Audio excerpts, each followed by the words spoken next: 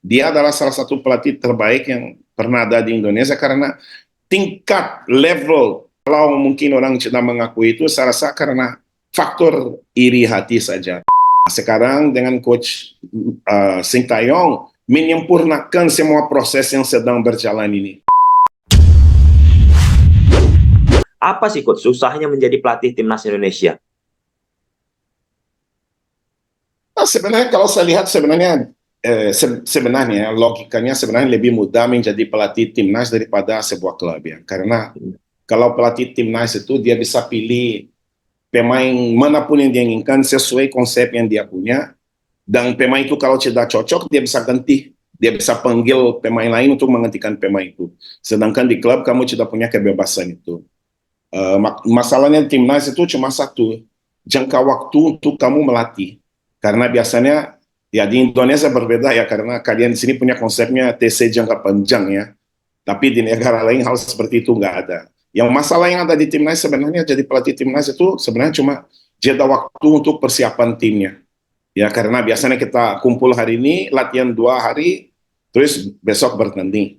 Tapi pada umumnya menjadi pelatih timnas itu kamu punya kebebasan untuk memilih pemain yang manapun Anda inginkan sesuai konsep yang Anda punya, dan pemain itu wajib hadir, dan kamu bisa kapan saja ganti. Misalnya di klub, kalau di klub kita punya pemain yang tidak perform, mau tidak mau pemain itu sudah punya kontrak 1, 2, 3 tahun, dan pemain bermasalah pun kamu harus mengolah masalah tersebut sampai akhir musim, karena kamu tidak bisa ganti karena transfer window tidak terbuka, ya mungkin pemain itu punya kontrak dan lain-lain. Ada sebuah perbedaan sangat besar sekali melatih timnas maupun melatih klub. Makanya tidak bisa disamakan sama sekali itu, karena dua dunia yang sangat berbeda sekali. Kenapa Guardiola, Mourinho, Ancelotti mereka tidak melatih timnas? Pasti karena jeda waktu untuk mereka terapkan filosofi mereka itu lebih sulit.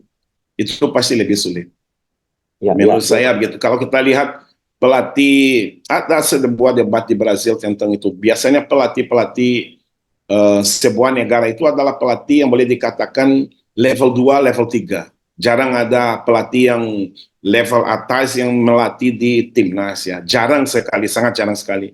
Kita bisa lihat hampir semua negara itu yang melatih itu biasanya pelatih-pelatih yang tidak begitu terkenal atau punya sejarah besar dalam sepak bola. Makanya sebenarnya ya itu susah sekali untuk terapkan filosofi, butuh waktu yang luar biasa. Mungkin di Asia, di Indonesia lebih mudah karena ya itu ya jangka panjang ya.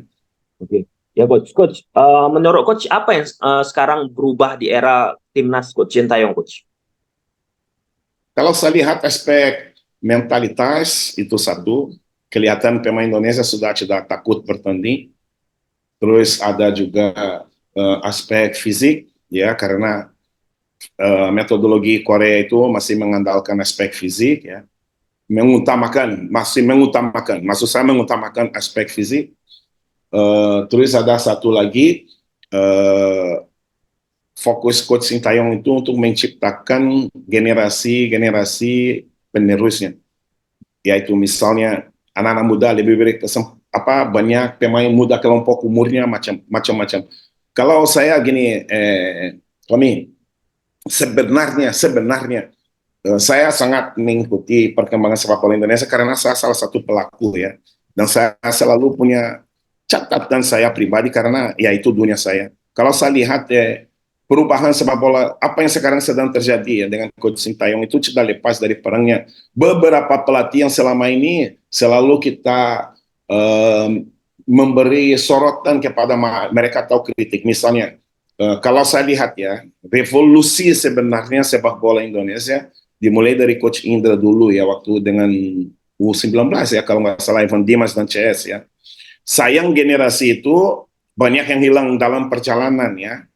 Terus setelah itu ada Fahri dengan Bagus, Bagas, Ziko, dan CS ya. Setelah itu salah satu orang yang punya jasa besar juga sekali Coach Luis Milla, karena dia yang membantu konsep untuk Elite Pro Academy maupun pemain usia dini U23 dulu sampai ada regulasi U23. Sekarang dengan coach Sintayong menyempurnakan semua proses yang sedang berjalan ini. Sekarang ini boleh dikatakan Indonesia punya sekitar 3-4 generasi untuk beberapa tahun ke depan. Makanya kalau Anda tanya kepada saya, perubahannya tadi banyak, tapi saya secara pribadi, ya pasti saya juga supporter Indonesia karena ini negara kedua saya kan, dan keluarga saya, anak saya, istri, semua orang sini. Saya melihat sebenarnya Indonesia ada di jalur yang benar.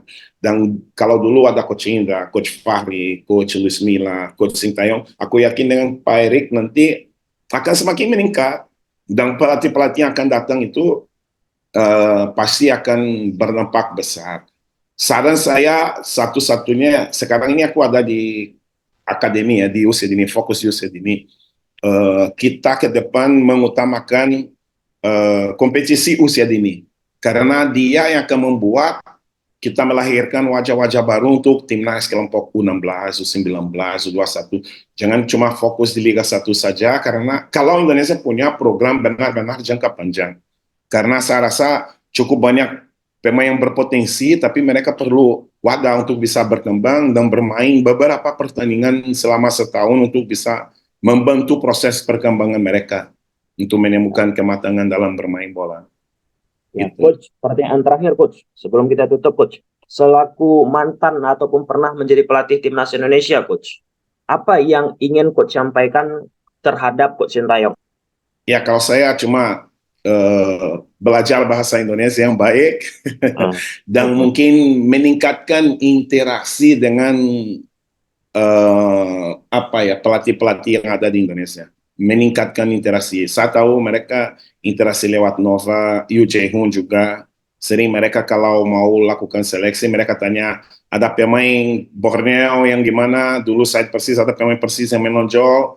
Mereka sering minta data-data dari pemain dari klub. Tapi saya pikir, seandainya beliau bisa melakukan, begitu Liga mau selesai, ya, putaran pertama, putaran kedua, ya mungkin beliau bisa diskusi dengan pelatih, bukan dia kasih pelajaran atau apa, saya rasa bukan itu, tapi seperti di Eropa itu membuat sebuah forum untuk teman-teman pelatih bisa berdiskusi, sehingga dia bisa mendengar teman-teman pelatih dari liga, ya dari klub, pelatih dari klub, misalnya pemain itu berasal, kita bisa dengar dari dia. Saya rasa kita pelatih itu sebenarnya kita tidak bersaing, kita adalah partner, mitra kerja, sehingga menurut saya dua hal itu aja saja. Mungkin beliau belajar bahasa Indonesia sehingga nanti ada beberapa pelatih lokal yang tidak bisa berkomunikasi dengan baik, dan mungkin membuka sebuah forum untuk ya tukar pikiran